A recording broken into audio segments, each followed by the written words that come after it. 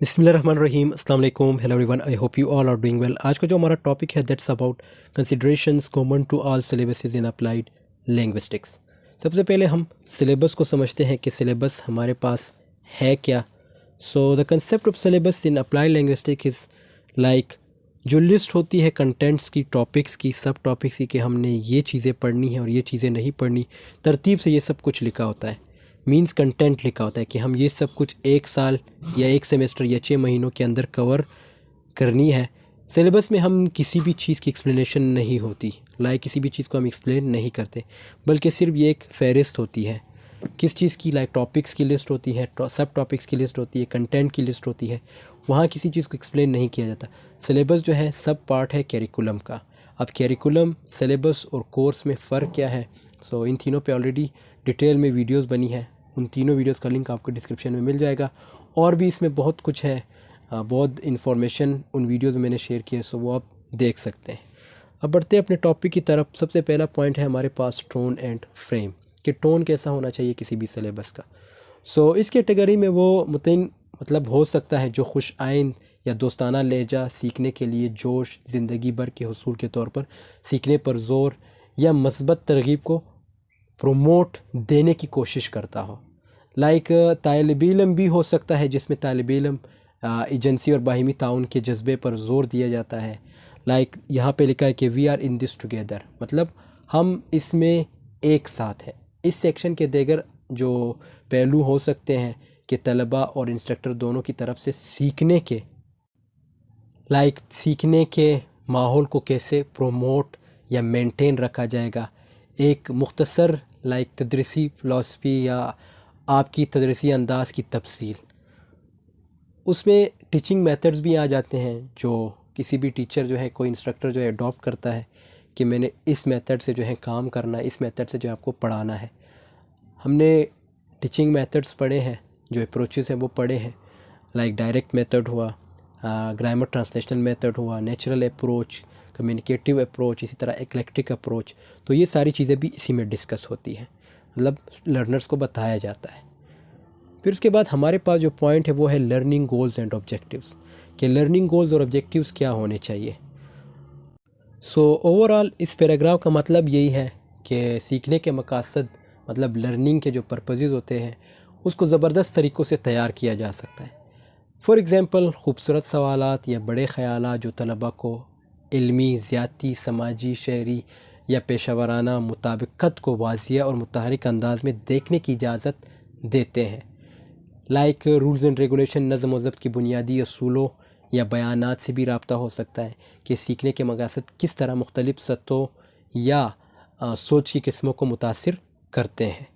सो ये चीज़ें इंपॉर्टेंट हैं, ये भी बताई जाती है for learning goals and objectives. तीसरा पॉइंट है हमारे पास लर्नर सेंटर्ड फ्रेमवर्क। अब लर्नर सेंटर्ड फ्रेमवर्क क्या है? सो ओवरऑल इस पैराग्राफ का मतलब यही है कि सिलेबस का ये एस्पेक्ट बताता है कि पैगाम रसाई को फ़रोग़ देने के लिए, मींस प्रमोट करने के लिए क्या कोशिशें की जाती है, जिससे हर तालिब इल्म जो है वो सक्सेसफुल हो सकता है। ये सीखने के माहौल के लिए जो कंबाइंड रिस्पॉन्सिबिलिटी, मुश्तरका ज़िम्मेदारी बयान करके हासिल किया जा सकता है। जैसे कि तालिब इल्म की क़यादत में बहस करने वाले ग्रुप तलबा के लिए शराकत दारी के मौक़े और मुमकिना तौर पर तस्वुरात को दोबारा सीखने के साथ साथ तलबा की एजेंसी को भी एजेंसी की हौसला अफजाई करके। सो ये सारी चीज़ें जो है सेल्फ सेंटर्ड फ्रेमवर्क में देखे जाते हैं।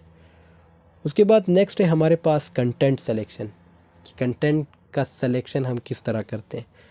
सो इसको रीड आउट करते हैं। Like this portion might identify how multiple perspectives, identities and experience will be used in the course to provide a full spectrum of viewpoints on topics. Course materials are offered in multiple formats that appeal to be a broad range of learning preferences. So इस हिस्से से इस बात की निशानदही कर सकता है कि किस तरह मुतादिद नुक्ता नज़र, शनाख्त और तजुर्बात को कोर्स में इस्तेमाल किया जाएगा, ताकि जो मौज़ूआत पर मुकम्मल नुक्ता नज़र पर हम किया जा सके।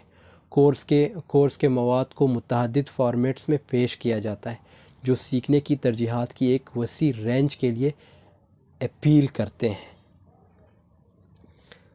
جو ففتھ ہے وہ ہے ہمارے پاس learning activities and assessment. So in this section, we might see a variety of assignments with students having the ability to demonstrate understanding in a host of ways. This may be through formative assessment with opportunities for immediate feedback and development prior to the final submission. We could also see the identification of purposeful and transparent alignment between learning goals and assignments. So اس section میں ہم طالب علموں کے ساتھ مختلف assignments دیکھ سکتے ہیں جو کہ بہت سے طریقوں سے سمجھ بوجھ کا مظاہرہ کرنے کی صلاحیت رکھتے ہیں. یہ حتمی جمع کرانے سے پہلے فوری تاثرات اور ترقی کے مواقع کے ساتھ ابتدائی تشخیص کے ذریعے ہو سکتا ہے. ہم سیکھنے کے آداب اور اسائنمنٹس کے درمیان بامقصد اور شفاف صف بندی کی شناخت بھی دیکھ سکتے ہیں. پھر اس کے بعد ہمارے پاس جو پوائنٹ ہے وہ ہے general statements and policies. So overall آپ لوگ اس کو پڑھ لیجئے گا، لیکن اس کا یہاں میں ایک شارٹ ایکسپلینیشن دیتا ہوں. سو اس سیکشن میں کیا ہوتا ہے، اس سیکشن میں ہم اس زبان اور لہجے پر غور کرتے ہیں جو آپ کورس کی پالیسیوں کو بتانے کے لیے استعمال کر رہے ہیں. فار ایگزامپل، ہم نہ کریں کہ فہرست کی بجائے مثبت بیانات میں بنائی گئی پالیسیاں دیکھ سکتے ہیں. آپ مواصلات کے بارے میں بیانات بھی شامل کر سکتے ہیں. آپ طالب علموں سے آپ کے ساتھ اپنے ساتھیوں وغیرہ کے ساتھ بات چیت کرنے کی کس طرح توقع کرتے ہیں.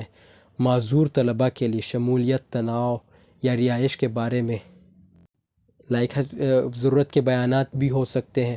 رسمی اور غیر رسمی مینس فارمل اور انفارمل کے جو اصول، مفروضے، اقتدار اور توقعات واضح طور پر بیان کی گئی ہے. سو اس میں متنوع سیکھنے اور طالب علم کی اختلافات، نقطۂ نظر اور شناخت یعنی پہلی نسل کی حیثیت، قابلیت، جنسی رجحان وغیرہ کو تسلیم کرنے والی زبان فراہم کرنا بھی شامل ہو سکتا ہے. طلباء کو کیمپس کے وسائل کی طرف ہدایت دینے کے لیے معلومات فراہم کی جاتی ہے کہ طلباء کس طرح اپنی بنیادی جسمانی، جذباتی اور سماجی جو ضروریات ہیں اس کو پورا کر سکتے ہیں. سو یہ تھا 6 پوائنٹ کی ایکسپلینیشن. اب جو لاسٹ پوائنٹ ہے ہمارے پاس that is visual, organizational and clarity. So اس میں کیا بتایا جاتا ہے؟ So for this component we are explaining the elements that allow student to easily navigate the document. Some points to consider. So اس کمپوننٹ کے لیے ہم ان عناصر کی جانچ کر رہے ہیں جو طلباء کو آسانی سے دستاویز پر تشریف لے جانے کی اجازت دیتے ہیں. غور کرنے کے لیے یہاں پہ ہم کچھ نکات، کچھ پوائنٹس جو ہے کنسیڈر کرتے ہیں. سب سے پہلا ہے از دا آرگنائزیشن کلیئر؟ کیا جو آرگنائزیشن ہے وہ واضح ہے؟ دوسرا پوائنٹ ہے ہمارے پاس does the syllabus have a logical flow? کیا جو سلیبس ہے اس کا منطقی بہاؤ ہے؟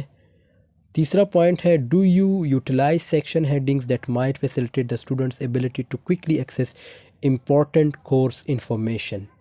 سو اس پوائنٹ کا مطلب یہ ہے کیا آپ سیکشن کے جو کنٹینٹس کو استعمال کرتے ہیں جو طلباء کی جلدی کرنے کی صلاحیت کو آسانی بنا سکتا ہے، آسان بنا سکتے ہیں.